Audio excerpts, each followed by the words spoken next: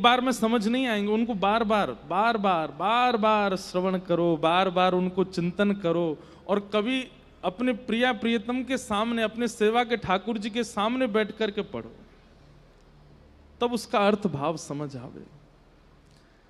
अब स्थिति ऐसी है कि श्री हितरवंश महाप्रभु भाव निमग्न होकर के अपने प्यारे राधा वल्लभ लाल जी के सन्मुख बैठे हैं और गा रहे हैं, बनी श्री राधा मोहन की जोरी। और यहां नरवाहन आ रहा है तलवार लेकर के अपने समस्त दुष्ट सेना के साथ। द्रुत गति चल रही थी पद की। श्री हितहरिवंश महाप्रभु भाव निमग्न होकर के गा रहे हो, तभी नरवाहन पहुंच गया। तो बंधुओं, भजन कई बार आपके वातावरण में होता है। कई महापुरुष ऐसे हैं कि उनकी उपस्थिति मात्र से आपके चित्त के विकार नष्ट हो जाते हैं।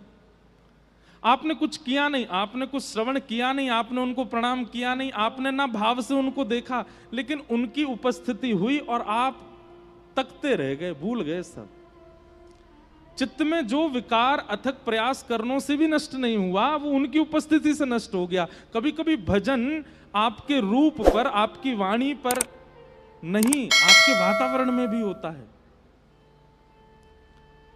और श्री हितरवंश महाप्रभु जिस वातावरण में बैठे थे राधा वल्लभ लाल जी को लेकर के, वो मदन टेर का पूरा वातावरण इतना पवित्र था कि जैसे ही नरवाहन वहां पहुंचा, लता कुंजों के भीतर आंगन है, वहां बैठे हैं, तो उसने लताओं को हाथ से भी नहीं हटाया, तलवार निकाल करके तलवार से ऐसे हटाता है। और जैसे ही उसने वो लता हटाई, सबसे पहले तो उसको श्री राधा वल्लभ लाल दिखे सामने। एक सुंदर निकुंज के नीचे श्री राधा वल्लभ जी बैठे हैं और सन्मुख श्री हितरवंश महाप्रभु बैठे हैं। और जैसे ही उसने वो लता हटाई तो लताओं की थोड़ी आवाज हुई, और जैसे ही वो आवाज हुई तो महाप्रभु जी ने बस इतना पीछे मुड़ करके देखा, कौन आया। केवल इतने मुख का दर्शन हुआ महाप्रभु जी के। एक तो श्री राधा वल्लभ लाल जी, दूसरा वातावरण इतना शुद्ध, ऊपर से महाप्रभु जी ने इतनी दृष्टि करके और अपनी तिरछी नजर करके देख लिया नरवाहन को। अनायास ही नरवाहन के नेत्रों से अश्रु आने लगे, शरीर कंपायमान होने लगा। उसके सब संग के भीतर प्रवेश कर रहे थे आक्रमण, उसने सबको रुक जाओ यहीं पर, बस अब पलक नहीं झपक रही हैं, नेत्रों से आंसू गिर रहे हैं, पता नहीं क्या उसके चित्त में भाव प्रकट हो रहे हैं, वो खुद नहीं समझ पा रहा है कि मेरे साथ हो क्या रहा है। आज उसको पहली बार मानो ऐसा लगा कि मैंने जीवन बिता दिया वृंदावन में, पर वृंदावन का जो मूल रस था वो तो आज पहली बार चखा मैंने।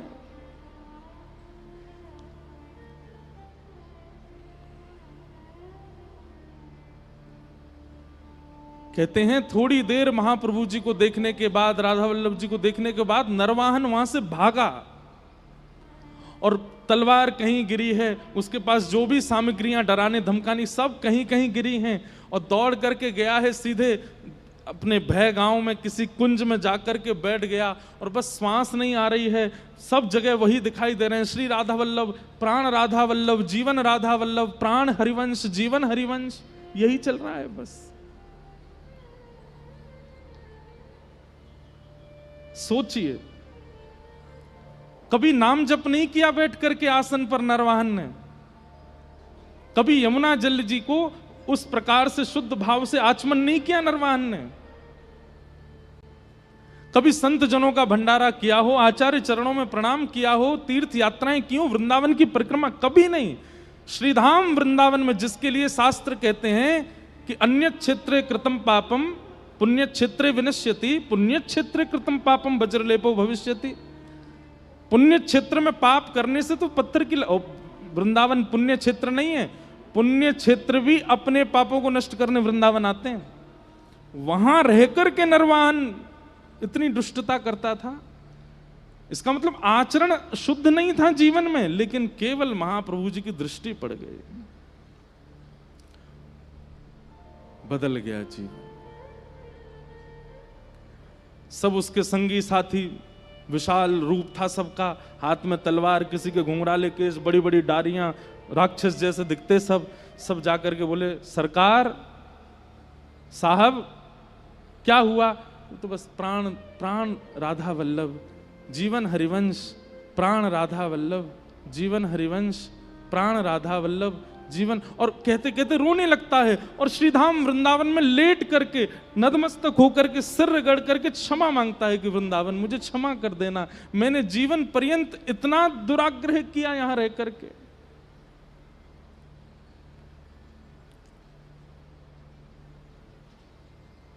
दो चार दिन हो गए, ना कुछ खा रहे हैं ना कुछ पी रहे हैं, नरवाहन बस रो ही रो रहा है। संगी साथियों ने कहा भैया ये तो बहुत बुरी हालत, देखा तो हमने भी था उनको, हमको तो कुछ नहीं हुआ, ये तो रो रो के बेहाल हो गए। बात यह है कि तुम उनको देख रहे हो या वो तुमको देख रहे हैं, विशेष बात है। 1 लाख आदमी बिहारी जी का दर्शन करते हैं, 1 लाख लोग बिहारी जी का दर्शन करते हैं, पर लाखों में बिहारी जी किसको देखते हैं? उनकी दृष्टि। भागवत जी में वर्णन आता, आलोक्य वदनम सख्य। जब अर्जुन ऐसी स्थिति में फंस गया कि क्या करूं, तब कहते हैं सब अर्जुन सबकी ओर देख रहा था, लेकिन उस समय ठाकुर जी उसको देख रहे थे। और ठाकुर जी ने जैसे ही अर्जुन को देखा, अर्जुन को तुरंत समझ में आ गया अब मुझको क्या निर्णय लेना है। ये रसिकाचार्य, ये आचार्य चरण, ये कथाएं हमें अधिकार प्रदान करती हैं कि हम ठाकुर जी की दृष्टि के लायक बने। हम तो सब उनको देख ही रहे हैं, वो देखें हमको। नरवाहन पर दृष्टि पड़ गई है महाप्रभु जी की, राधा वल्लभ जी की, इसलिए ऐसी स्थिति हो गई। नहीं तो इतने साधन करते हैं हम लोग, फिर भी विकार आता है चित्त में। और नरवाहन सदा अशुद्ध खाया, अशुद्ध रहा, अशुद्ध चरित्र, फिर भी बदल गया।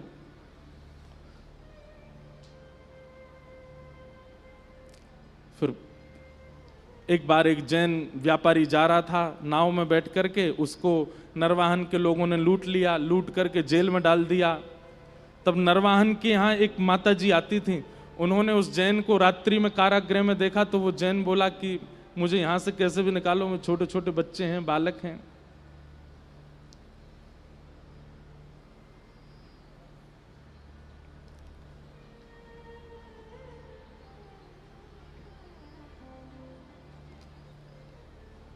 जय जय राधा वल्लभ हित हरिवंश, जय जय राधा वल्लभ हित हरिवंश, जय जय राधा वल्लभ हित हरिवंश, जय जय राधा वल्लभ हरिवंश, जय जय श्री वृंदावन श्री वनचंद, जय जय श्री वृंदावन श्री वनचंद, जय जय राधा वल्लभ हित हरिवंश, जय जय राधा वल्लभ हित हरिवंश, जय जय राधा वल्लभ हित हरिवंश, जय जय राधा वल्लभ हित हरिवंश, जय जय श्री वृंदावन श्री वनचंद, जय जय श्री वृंदावन श्री वनचंद, जय जय श्री वृंदावन श्री वनचंद, जय जय श्री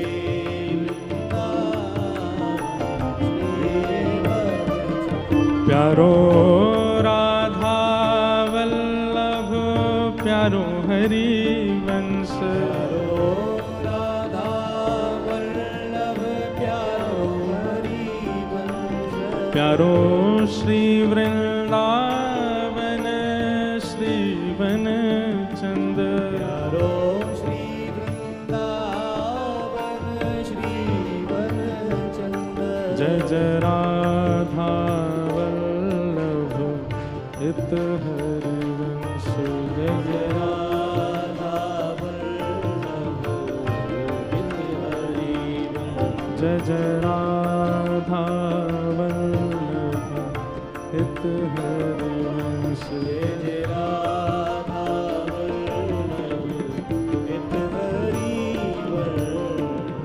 श्री राधा वल्लभ लाल की। सब लोग इधर देखो, ध्यान पूर्वक सुनो। तो नरवाहन की स्थिति तो ऐसी हो गई, लेकिन नरवाहन के जो संगी साथी थे उन्होंने कि भाई हमें तो पेट चलाना है अपना, क्रूर बनाई दिया था नरवाहन ने। और एक दिन यमुना जी से एक जैन व्यापारी खूब सारा धन लेकर के आगरा से दिल्ली जा रहा था, और रात्रि में इन लोगों ने उसको पकड़ लिया। पर उसने अपने बचाव के लिए इनके कुछ सैनिकों को मारा, तो ये क्रोध में भर करके इन्होंने उसको भय गांव के कारागृह में बंद कर दिया। और वो बेचारा रात भर रोता था। तभी एक सेविका आती थी इनके यहां पर कुछ भोजन प्रसाद बनाने, नरवाहन के यहां। उसने आवाज सुनी रोने की, तो जेल के पास गई। तो वो जैन व्यक्ति व्यापारी जो था बोला, मेरे छोटे छोटे बालक हैं, मैं धन दे दूंगा, मैं जो कहोगे संपत्ति दे दूंगा, मुझे छोड़ दो कैसे भी। उस माता ने कहा, बोले तुझे अगर अपने प्राण बचाने हैं तो तुझे दो चीजें याद करनी है। बोले क्या? बोले जय जय राधा वल्लभ और दूसरा श्री हरिवंश। बोले इसका क्या करना? बोले जोर जोर से गाओ इसको, इतनी द्रुत गति से और इतनी तीव्र स्वर में गाओ कि तुम्हारा स्वर दूर कुंज में बैठे हुए नरवाहन के कानों में पड़े। बोले क्योंकि वो भी इस ऐसी स्थिति में वो किसी को सुनेगा नहीं।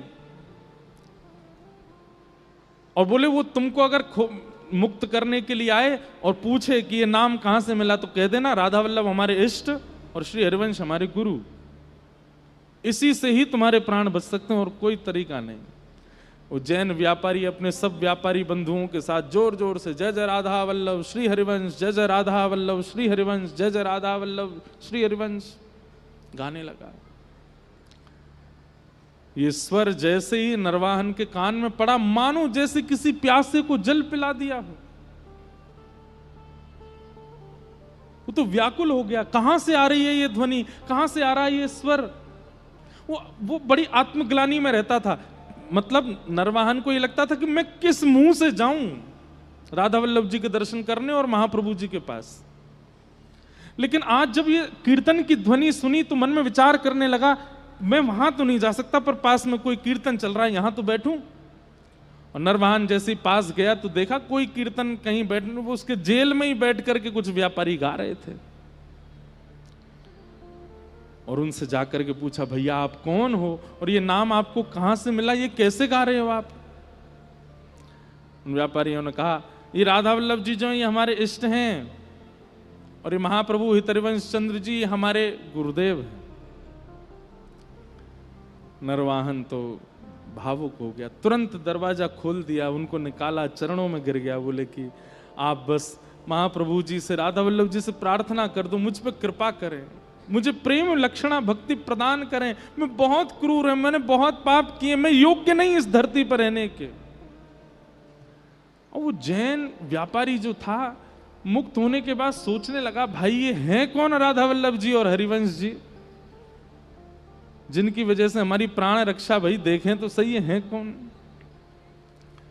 दर्शन करने के लिए गए राधा वल्लभ जी के, महाप्रभु जी को प्रणाम किया। बोले आप श्री हरिवंश जी हैं?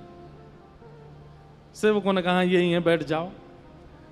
उस जैन ने कहा, बोले देखिए हम तो आपको नहीं जानते थे, राधा वल्लभ पर पूरी घटना बताई। बोले ऐसे ऐसे हमने तो प्राण रक्षा करी आपका और ठाकुर जी का नाम लेके। बोले किसने मुक्त किया तुमको? बोले कोई नरवाहन नाम का एक व्यक्ति है, उसके कारण दिल्ली आगरा तक लोग डरते हैं, लेकिन वो आपका नाम सुन करके तो रोता हुआ आया और उसने चरण पकड़ के हमको मुक्त कर दिया। महाप्रभु जी समझ गए अब नरवाहन योग्य हो गया, अब इस पर कृपा करनी पड़ेगी। और महाप्रभु जी ने संदेश भिजवाया नरवाहन को कि श्री राधा वल्लभ जी का सुंदर मनोरथ हो रहा है, नरवाहन दर्शन करने के लिए आओ। वो तो पत्र पढ़ के ही रोने लगे कि महाप्रभु जी मुझे बुला रहे हैं। मदन टेर ऊंची थौर पहुंचते ही भाव विह्वल होकर के द्वार पर ही गिर गया और दंडवत करते हुए जा रहा है, रोते हुए। जैसे ही श्री राधा वल्लभ जी के प्रांगण में पहुंचा, महाप्रभु जी ने जैसे ही देखा नरवाहन आ गया, उतर करके आए, उसको उठाया, नरवाहन दर्शन करो, आज जी भर के निहारो, कैसे लग रहे हैं प्यारे लालजू।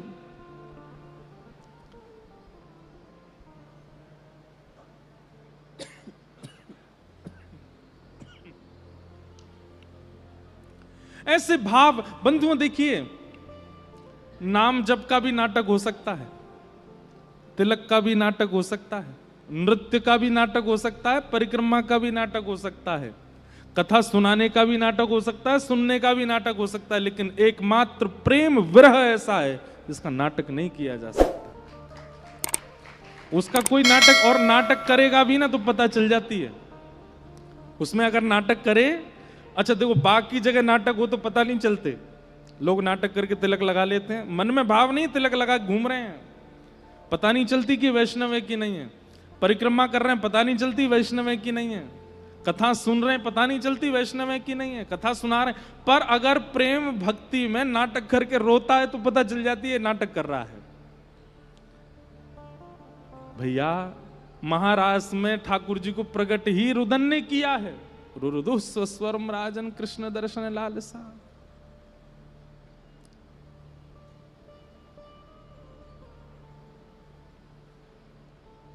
नरवाहन रुदन कर रहा है। महाप्रभु जी कहते हैं इधर आओ, ये लो, ये मोहन थार है, जरा पाके बताओ श्री जी ने भोग लगाया कि नहीं लगाया। ये रीति हमने बहुत जगह देखी। हमारे नाथ द्वार में एक बाबा रहमे हैं, तो ब्रज के ही, वो कोई भी प्रसाद बनाते ठाकुर जी का तो आपको पधराएंगे तो ये नहीं कहेंगे मोहन थार खा के देखो कैसी बनी है, रसगुल्ला खा, वो ये कहेंगे खा के बता श्री जी ने भोग लगाया हो कि नहीं। कैसी कैसी अच्छी रीति उनकी पूछने की, पाके बता श्री जी ने या कुछ चखो कि नहीं चखो। और वो सामने खड़े ही रहेंगे और आपको ऐसे देखेंगे कि आपने पाते ही कैसा रिएक्शन दिया। और जैसे ही पाओगे पाके, हाँ बाबा अच्छा, झूठ बोल रहा, मैंने भोग ही ना लगाया हो, मैंने यहाँ को भोग ही ना धरो।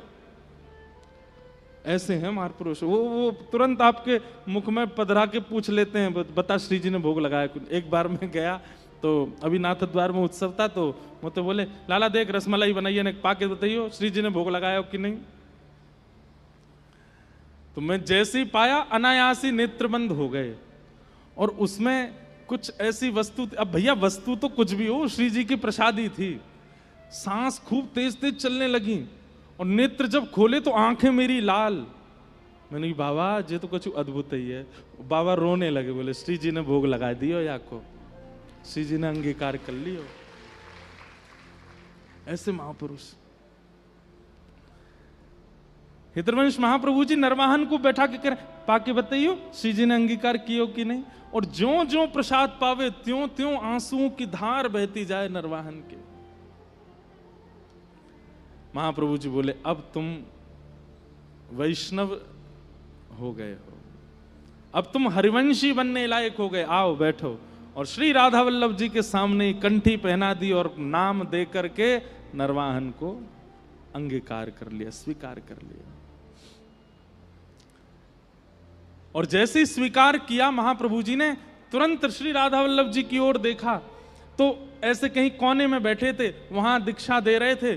तो जैसे ही राधा वल्लभ जी को पलट के देखा तो क्या पाया, श्री राधा वल्लभ जी खड़े ऐसे हैं और सामने नहीं देख रहे हैं, ऐसे ही देख रहे हैं नरवाहन को। और ये जैसे ही महाप्रभु जी ने देखा, तुरंत राधा वल्लभ जी ने सीधी दृष्टि करी।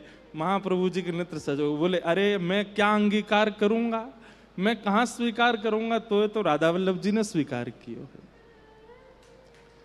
और तुरंत नरवाहन को लेकर के गए, फिर राधा वल्लभ जी के सामने बैठाया और कहा नरवाहन अब गौर से देखो महाप्रभु जी को, आप लोग आश्चर्य मानेंगे, हित चतुरासी जी में जितने पद हैं उन पदों में 2 पद श्री हितरवंश महाप्रभु जी ने नरवाहन की छाप से गाए हैं।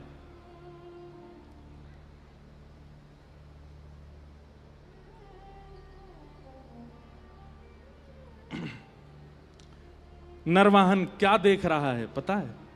सुनो। चलहि राधिके सुजान, चलहि राधिके सुजान, चलहि राधिके सुजान, चलहि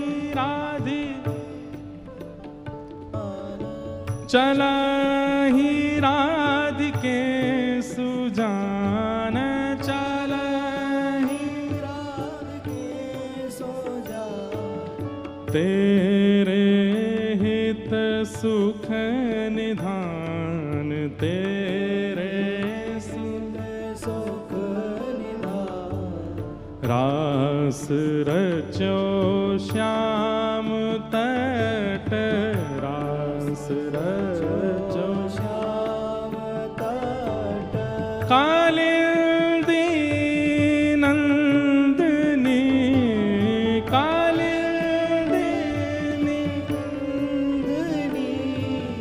चलहि राधिके सुजान, चलहि राधिके सुजान, चलहि राधिके सुजान, चलहि राधिके। भैया ये आश्चर्य की बात है।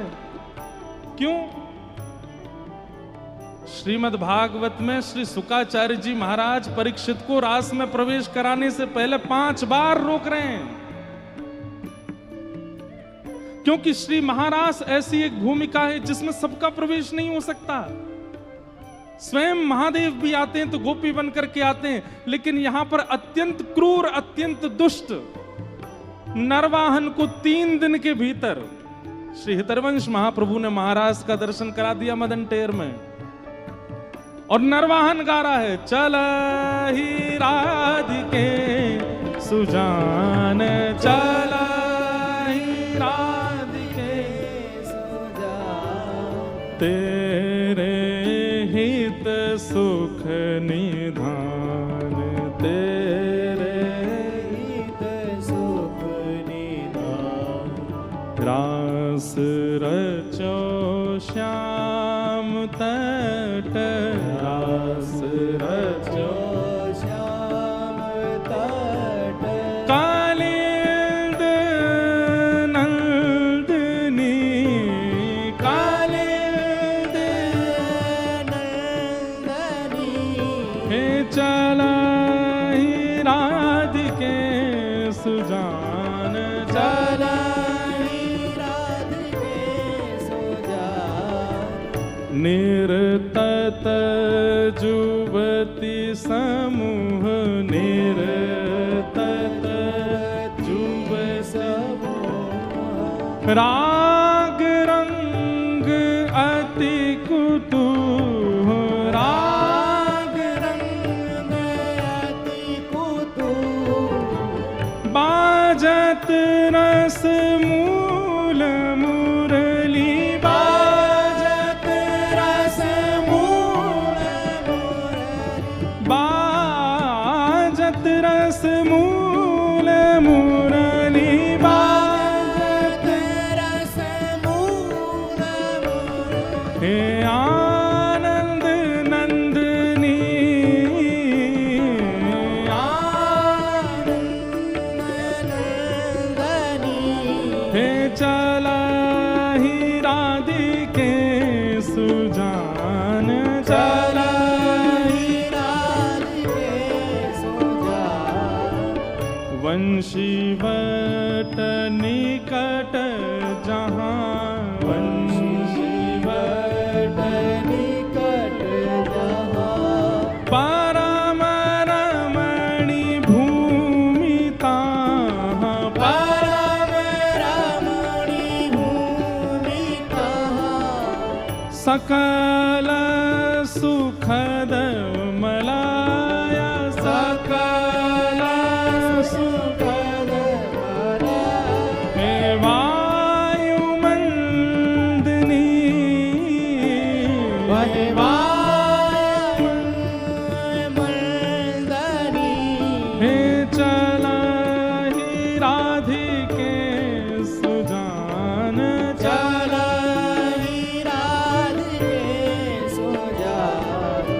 चलहि राधिके सुजान चलहि राधिके सुजान नरवाहन प्रभु निहारे नरवाहन प्रभु निहारे।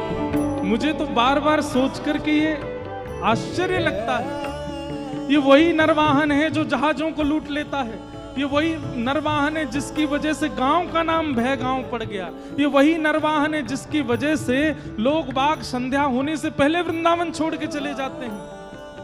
और श्री हितरवंश महाप्रभु की कृपा दृष्टि हो गई, केवल एक दिन के अंदर दीक्षा देते ही उसको रास का दर्शन हो गया। नरवाहन प्रभु निहारे नरवाहन प्रभु निहारे लोचन भरी घोष डारे लोचन भरी घोष नख सिख सौंदर्य काम नख सिख सौंदर्य का हे दुख निकंदनी दुख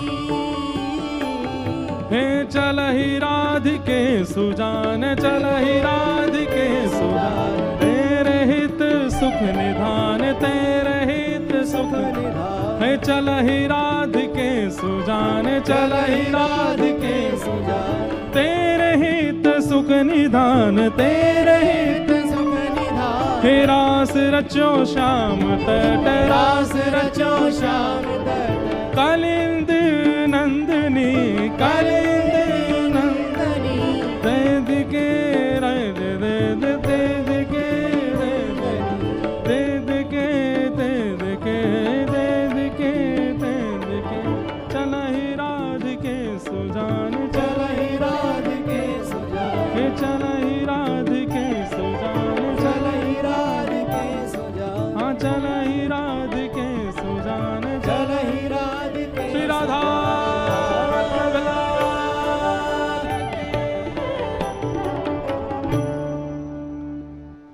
नरवाहन राधा वल्लभ जी के सामने खड़े होकर के नृत्य कर रहा है और उसे श्री राधा वल्लभ जी और हितरवंश महाप्रभु और कुंज नहीं दिख रही, अब तो रास भूमि दिख रही है।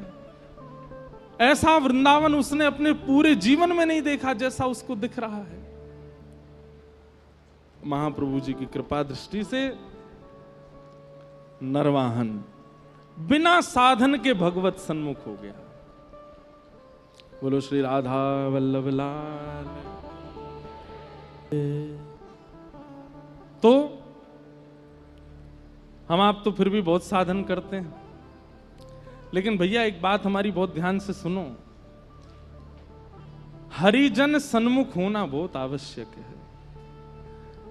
हरिजन सन्मुख आना बहुत ध्यान, इधर देखो सब लोग ध्यान से सुनो, हरिजन सन्मुख होना बहुत आवश्यक है। हरिजन सन्मुख मतलब महापुरुषों की दृष्टि के सामने आ जाओ। ठाकुर की दृष्टि में भले ही भीड़ भाड़ में कोनी वोनी पड़ गई, नहीं हो गए दर्शन, कोई बात नहीं। बिहारी जी के दर्शन नहीं भये, राधा वल्लभ जी के दर्शन नहीं भये, राधा रमण जी दर्शन नहीं भये, किसी महापुरुष के दर्शन कर लो।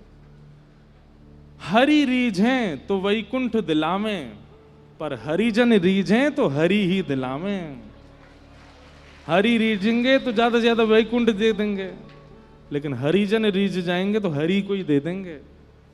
जैसे दिया है किसको? नरवाहन को। बार बार ये बात मैं कहता रहूंगा और आपको ये बात याद रखनी पड़ेगी कि नरवाहन ने कोई साधन नहीं किया, केवल महाप्रभु जी की दृष्टि पड़ गई उस पर, और 3 दिन के अंदर उसको रास का दर्शन हो गया।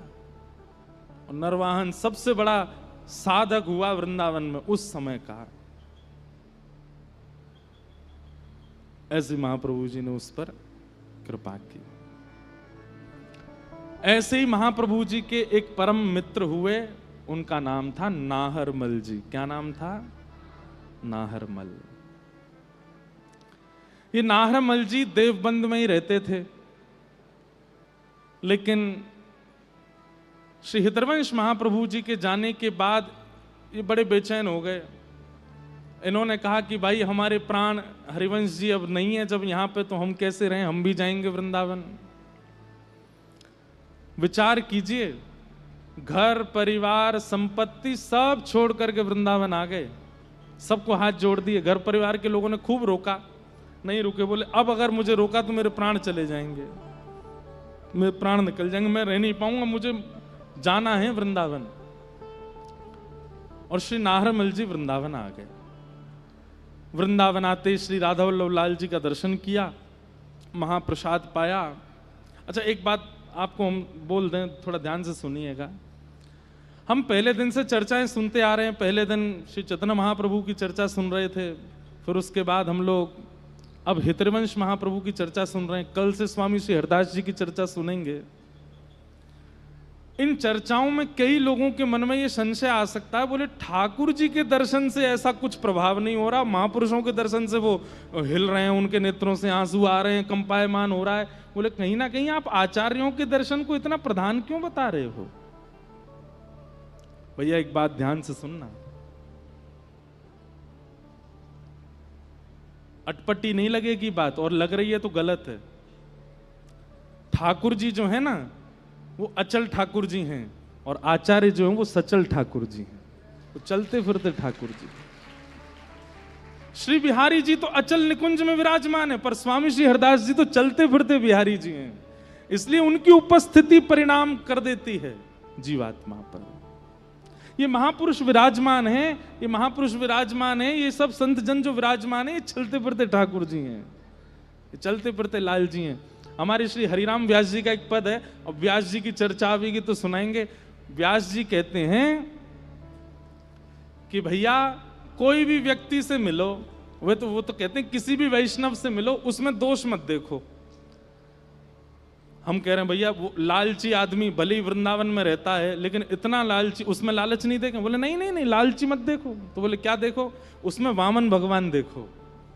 वामन भगवान कैसे थे? बोले देखी कि महाराज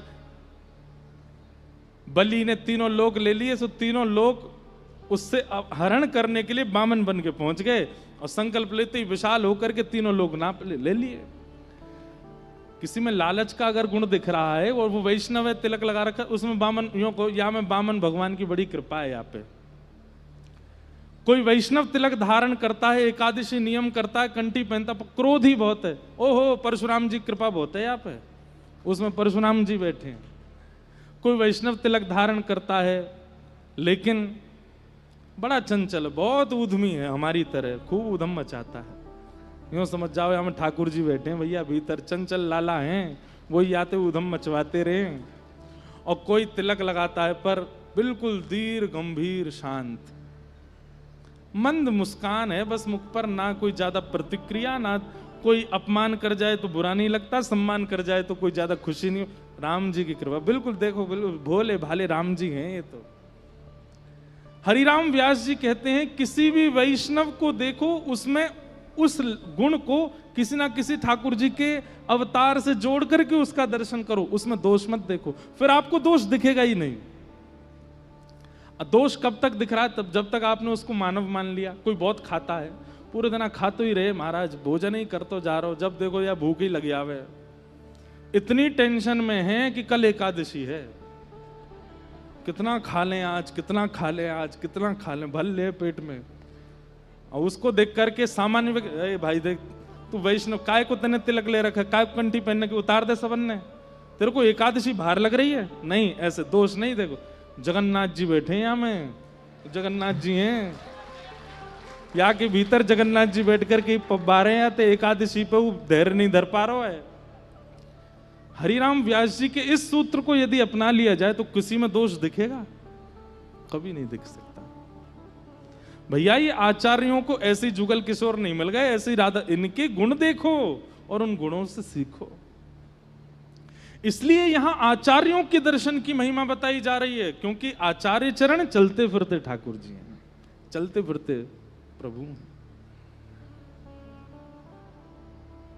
आप हमारी इस बात को विश्वास मान लीजिए, कल को हमारे गोरेलाल कुंज वाले महाराज जी पूरे विराजेंगे विश्राम तक, जब कल आवे यूं ही विचार करियो कि देखो ये साक्षात कुंज बिहारी श्यामा प्यारी दोनों इनके हृदय में बैठ के आ रहे हैं, आपको अनुभव हो जाएगा कि बैठे ही हैं।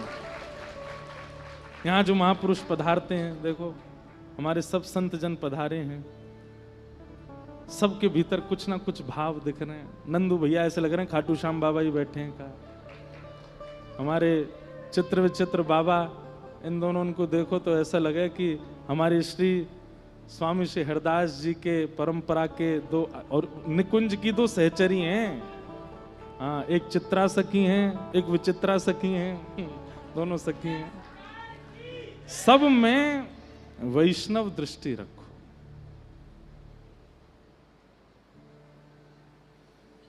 और कोई भाव नहीं। तो इसलिए आचार्य दर्शनों की महिमा यहां सुन रहे हैं।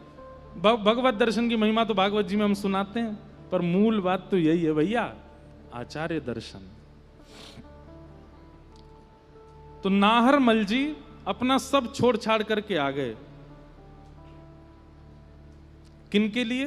हितरवंश महाप्रभु के लिए। राधा वल्लभ जी का दर्शन किया, महाप्रसाद पाया, पूछने लगे, बोले भैया राधा वल्लभ जी कहाँ हैं? हमारे महाप्रभु जी कहाँ हैं, हितरवंश महाप्रभु? तो किसी ने कही वो तो वन की ओर गए हैं। ढूंढते ढूंढते वन में जैसे जाकर के देखा तो क्या पाया कि श्री हितरवंश महाप्रभु जी एक थैला अपने कंधा पर टांगा हुआ है और पुष्प बीन रहे हैं, तोड़ तोड़ करके थैला में डाल रहे हैं, और कहीं से लकड़ी उठाते हैं दूसरे थैला में डाल रहे हैं। और जब महाप्रभु जी को इतनी तत्परता से वो सब पुष्प और वो सब बिन रहे थे, नाहरमल ने जाकर के देखा, बोलो राम राम राम राम राम। बताओ हमारे महाप्रभु जी पलकों पे विराजमान रहने चाहिए थे, बताओ ये निष्ठुर वन में नंगे पांव डोल रहे हैं, ये पुष्प बीन रहे हैं। अरे मुझे कह देते, मैं 2-4 और सेवक लिया था, किसी को पुष्प बीनने पे लगा देता, किसी को लकड़ी उठाने पे लगा देता। ये महाप्रभु जी का काम है।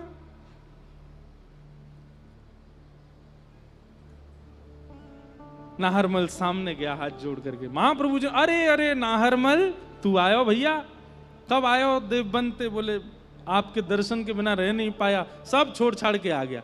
अरे तेरे तो नेक नेक से बालक, बोले अब सब राधा वल्लभ जी सब पे कृपा करेंगे, मैं सब छोड़ छाड़ के आपकी शरण में आ गया हूं और अब मैं यहीं रहूंगा।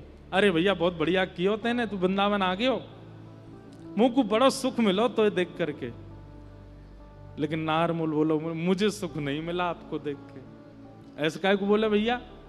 बोले आप साक्षात महाप्रभु हैं, आप हितरवंश महाप्रभु हैं, आपके इतने अनुयायी, इतने सेवक, और आप यहाँ लकड़ी बीन रहे हैं, आप यहाँ पे पुष्प उठा रहे हैं, आप यहाँ पे ये पुष्प चयन कर रहे हैं। अरे किसी को कह दीजिए भगवान, आप हटिए, छोड़िए, ये लाओ मुझे दीजिए, मैं इसको चयन करता हूं।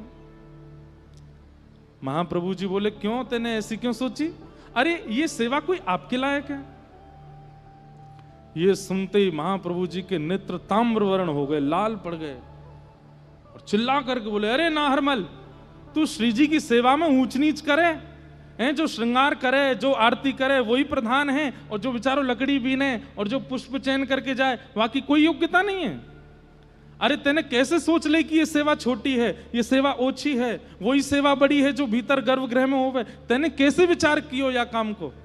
अरे ये लकड़ी बीन करके जामेंगे, ये लकड़ी जाकर के चूल्हे में जाकर के जलेंगी, वहां पे पतीलो धरो जाएगा, घी डालेंगे, दाल पकेगी और बढ़िया सुंदर दाल सिद्ध है करके श्री प्रिया प्रियतम के अधर को स्पर्श करेगी। तू या लकड़ी को ओछो समझ के या को तू अपकार कर रहा है? अरे ये यानी जन्म काय को लियो? लकड़ी के ऊपर महिमा करने लगे महाप्रभु जी। बोले जन्म लेकर के प्रगट भई, फिर याकू कोई ने काट दियो, काट करके याकू हम बीन करके ले गए चूल्हे में जाकर के प्रिया जी के और श्री जी के मुख पर अधर पर विराजे वाले भोग प्रसाद को सिद्ध करने के लिए अपने प्राण त्याग रही है, और तू या के काजे कह रहे हो ये ऊंची सेवा?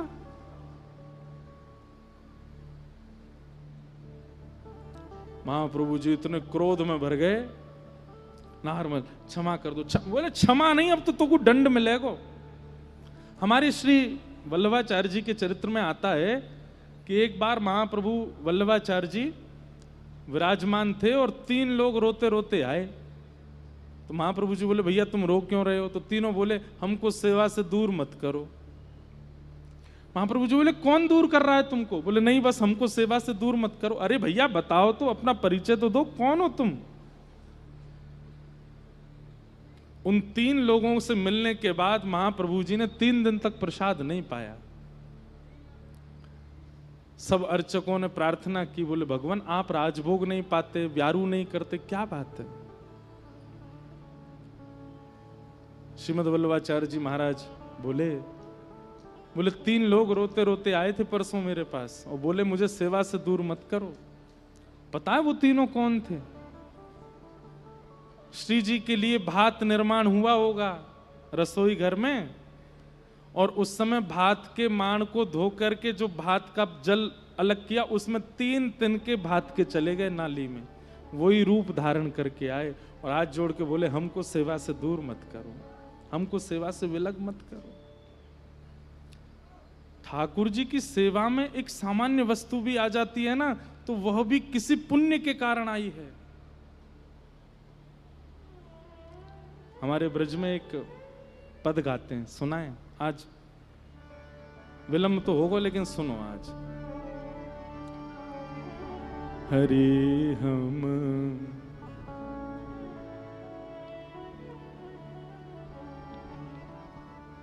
क्यों ना भये मोर, हरि हम क्यों ना भये हरे हम क्यों ना भये मोर, हरि हम क्यों ना भये मोर। हाँ क्यों ना भये हम मोर, हरि क्यों ना भये हम मोर। वृंदावन क्यों ना भये हम मोर, हरि हम क्यों ना भये। क्या करते मोर बन के, क्या करते? करत निवास गोवर्धन ऊपर, करत निवास गोवर्धन ऊपर। करत निवास गोवर्धन ऊपर, करत निवास गोवर्धन ऊपर। निरखत नंद किशोर, निरखत नंद किशोर। निरखत नंद किशोर, निरखत नंद किशोर। वृंदावन क्यों ना भये हम मोर, वृंदावन क्यों ना भये हम मोर। वृंदावन क्यों ना भये वृंदावन क्यों ना भये मोर। कभी अष्टछाप के सखाओं की कथा सुनिए तो परमानंद दास जी का चरित्र इतना सुंदर है और उन्हीं का ये भाव है। परमानंद दास जी कहते हैं वृंदावन क्यों ना भये हम मोर, हम इंसान क्यों बन गए? बोले क्यों? अरे हमसे ज्यादा सौभाग्यशाली तो ये मोर हैं। एक दिन हम राधा रमन जी दर्शन करवे गयो तो बगल में खड़े एक व्यक्ति बोले महाराज जी दूरबीन से देखो, और मैंने जैसे दूरबीन से देखा तो मैंने क्या देखा, मुखमंडल देख करके जैसे नीचे देखे तो ठाकुर जी के ऐसे चरण पे एक मक्खी बैठी है। मैंने की ले काय बात को घमंड करें हम ब्रजवासी हेवे को, काय बात को घमंड करें हम वैष्णव हेवे को, हम ते भली तो ये मक्खी है चरणन में बैठी है। काय बात को अभिमान कर रहे हैं हम? परमानंद दास जी कह रहे हैं, क्यों ना भय वंशी कुल सजनी, क्यों ना भय वंशी कुल सजनी, क्यों ना भय वंशी कुल सजनी, क्यों ना भय वंशी कुल सजनी, अधर पियत घन घोर,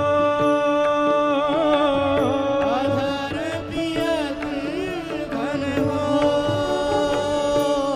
हाँ क्यों ना भय गुंजावन बेली, क्यों ना भय गुंजावन बेली, क्यों ना भय गुंजावन बेली, क्यों ना भय गुंजावन बेली, रहत श्याम जुकियो,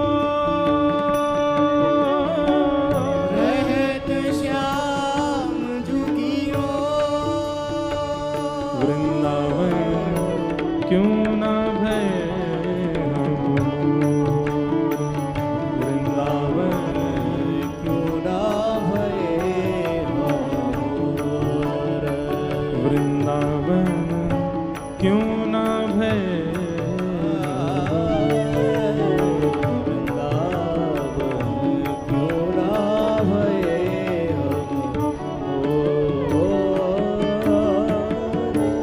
क्यों ना भय मकराकृत कुंडल, क्यों ना भय मकराकृति कुंडल, क्यों ना भय मकराकृत कुंडल, क्यों ना भय मकराकृति कुंडल, श्याम श्रवण झकझो,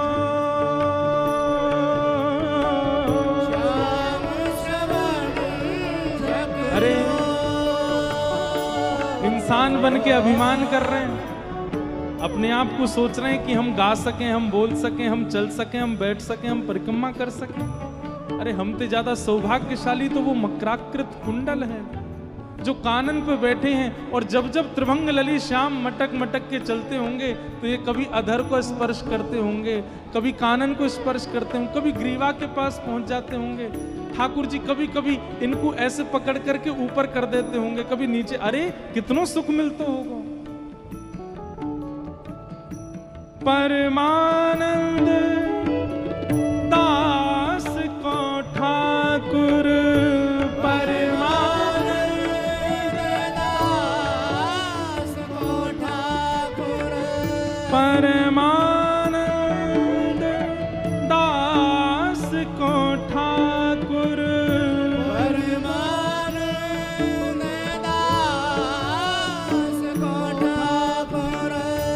गोपिन के चित चोर, गोपीन के चित चोर, गोपिन के चित चोर, गोपीन के चित चोर, वृंदावन क्यों ना भय वृंदावन क्यों ना भय हमोर, वृंदावन क्यों ना भय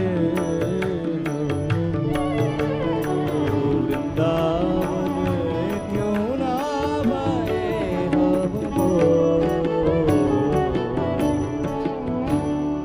अगर मोर होते करत निवास गोवर्धन इतने ओछे हैं हम मानव कि हम पे गिरिराज जी पे स्पर्श करना भी हमको अलाउ नहीं है। ऊपर मत चढ़ जाइए, उदारी क्यों पिटोगे। और ये बंदर ये ऊपर ही चढ़ जाए, मोर ऊपर बैठ जाए, हमसे ज्यादा प्रिय तो वो है ठाकुर जी को। काय बात का अभिमान करते हैं हम मानव होने का? क्यों ना भय वंशी कुल सजनी, क्यों ना भय वंशी कुल सजनी, अधर पिबत घन घोर, अधर पिबत घन घोर, क्यों ना भय गुंजावन बेली, क्यों ना भय गुंजावन बेली, रहत श्याम की ओर, रहत श्याम की ओर, वृंदावन क्यों ना भय हम मोर, वृंदावन क्यों ना भये हम। तो नाहरमल को कह रहे हैं हितरवंश महाप्रभु, तू सेवा छोटी बड़ी समझता है? अरे तुझसे ज्यादा भाग्यशाली तो ये लकड़ी है, कम से कम प्राण गवा करके श्री जी के अधरामृत के लिए प्रसाद तो बना रही है। तो हम क्या कर रहे हैं? अरे हमसे ज्यादा सौभाग्यशाली तो ये पुष्प हैं, अपने परिवार को छोड़ करके कम से कम किशोरी जी के कर्ण पर बैठ करके श्रृंगार की शोभा तो बढ़ा रहे हैं, और तू इनको ओछा समझ रहा है, इनका अपमान कर रहा है इस प्रकार कह के कि ये छोटी सेवा है।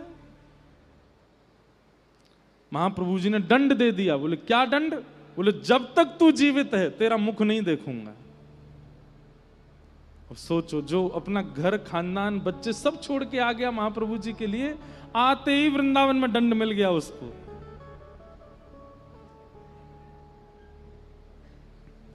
सबको कह दिया नाहरमल अगर आवे मेरे सामने तो मेरी दृष्टि नहीं पड़नी चाहिए उस पर, दूर कर देना उसको। नाहरमल बेचारे कोने बैठे बैठे रोते हैं, वृंदावन से क्षमा मांगते हैं, वृक्षों से क्षमा मांगते हैं, पुष्पों से क्षमा मांगते हैं, लकड़ियों से क्षमा मांगते हैं, सबसे क्षमा मांगते हैं। अरे आप सब भाग्यशाली, मुझसे अपराध हो गया, मैंने महाप्रभु जी के सामने ऐसी भावना क्यों रखी। लेकिन 10 दिन बीत गए, कुछ खाया पिया नहीं नाहरमल ने। तब एक दिन महाप्रभु जी सेवा कर रहे थे श्री राधा वल्लभ लाल जी की, और किशोरी जी को जैसे ही माथे पे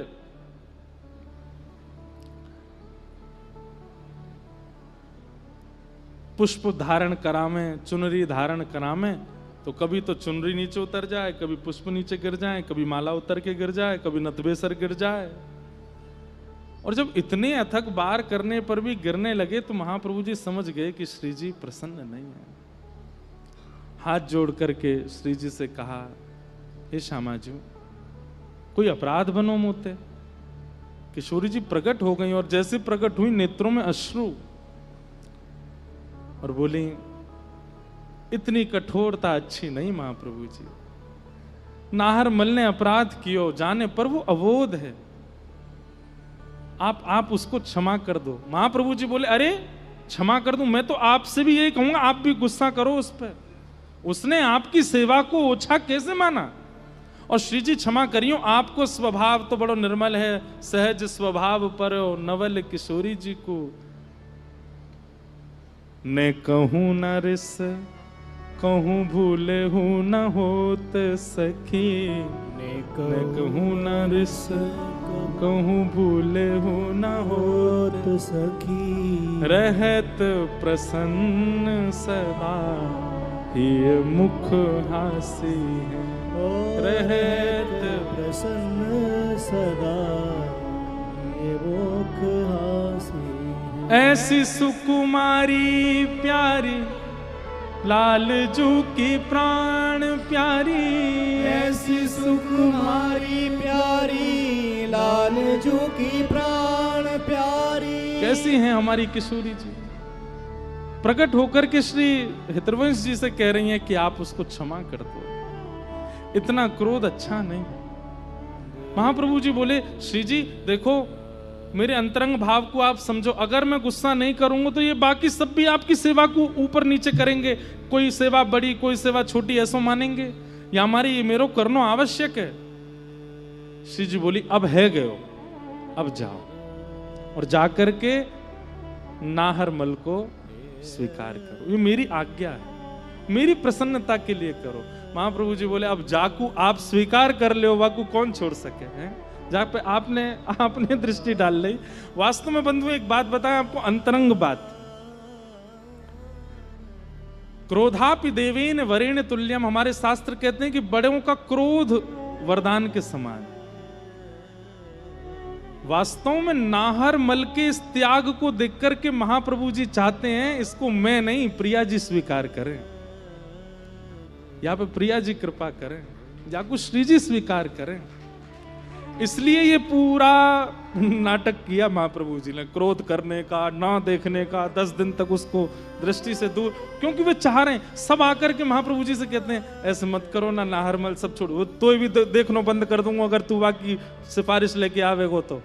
इतना क्रोध महाप्रभु जी, अरे भाई वो आचार्य चरण, उनको क्रोध नहीं आता।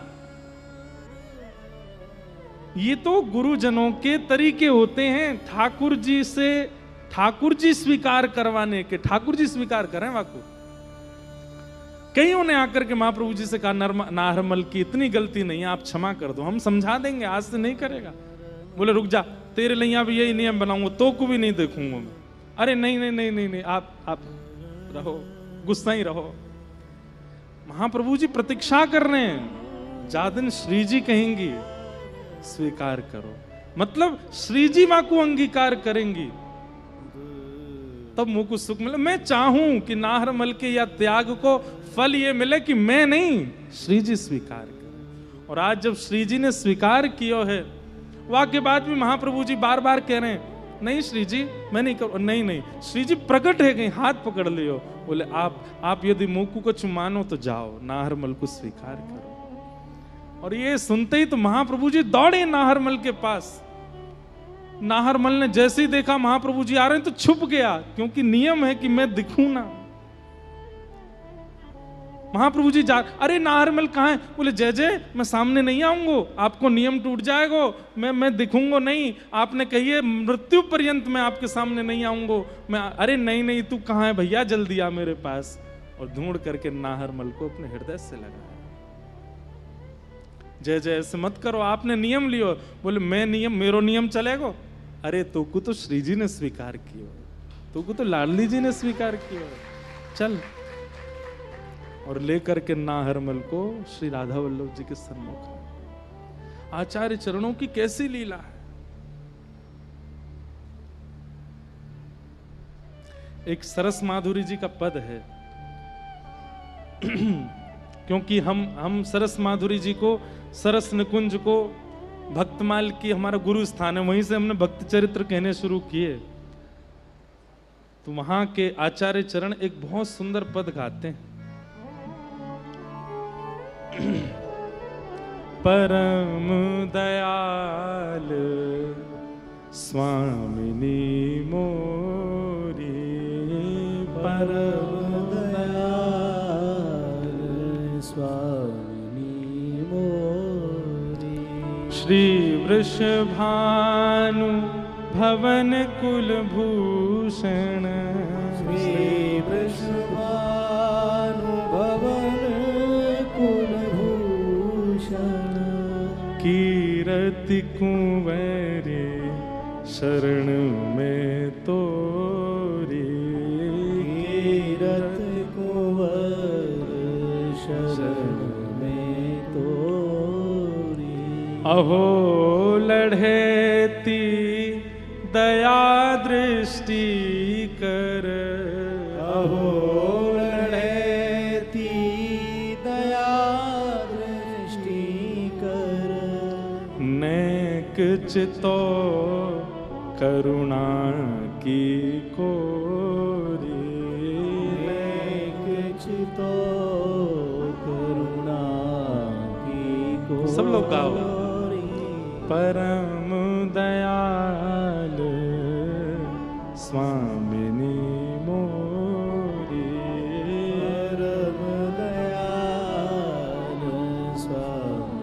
आप हरिवंशी हो और कभी आचार्य अपराध बन जाए और आपके आचार्य चरण आपसे नाराज हो जाएं, श्री जी को प्रार्थना करिए। आप हरिदासी हो, कुंज बिहारी जी से प्रार्थना करिए। आप गौड़िया वैष्णव हो, गौर महाप्रभु से प्रार्थना करिए। आप रामानुजी हो, श्रीमन नारायण से प्रार्थना। आचार्य नाराज अगर है गए हैं तो फिर आदि आचार्य या आदि इष्ट को प्रणाम करो। वो रीझ गए तो आचार्य को रीझना पड़ेगा। वो यदि मान गए तो आपके आचार्य को प्रसन्न होना पड़ेगा। क्या कह रहे हैं? गुण निधान प्यारी प्रियतम की, गुण निधान प्यारी प्रीतम की, परम प्रवीण तो अति ही भोरे, परम प्रवीण तो अति ही भोरी। रहूं हजूर राबरी निस दिन, रहूं हजूर राबरी निस दिन, सेवा करूं निकुंजन ठोरी, सेवा करूं निकुंज की को। हे हुलस हुलस गाऊं गुण तोरे, हुलस हुलस गाऊं गुण तोरे। हुलस हुलस, हुलस मतलब नेत्र से नीर प्रवाह करते हुए भावावेश में आपके गुण गाऊं। हुलस, और इसका एक और अर्थ है क्या? निर्लज्ज होके, ये का सोचेगो, वो का सोचेगो, आगे बारे का, ये सब विचार नहीं करूंगा मैं। बस भुजा उठा करके हम तो बस गाएंगे प्रेम से, भाव से। हुलस हुलस गाऊं गुण तोरे, हुलस हुलस गाऊं गुण तोरे। निरखूं युगल भावती जोरी, निरखूं युगल भावती जोरी। परम दयाल स्वामिनी मोरी, परम दयाल स्वामी मोरी। रूप रसामृत पाए मगन मन, रूप रसामृत पाए मगन। और छकी रहूं या रस में बोरी, छकी रहूं या रस में बोरी। दुलराऊं दिन दुल्ह दुल्हनिया, दुलराऊं दिन दुल्हन दुल्हनिया। जीवन प्राण किशोर किशोरी, जीवन प्राण किशोर किशोरी। जीवन प्राण किशोर किशोरी, जीवन प्राण किशोर किशोरी। लाख लाख अभिलाषा यही है, लाख लाख अभिलाषा यही है। मांगो विवेद निहोर निहोरी, मानो विवेद निहोर निहोरी। लाख लाख अभिलाषाएं आपसे केवल यही हैं। क्या? सरस माधुरी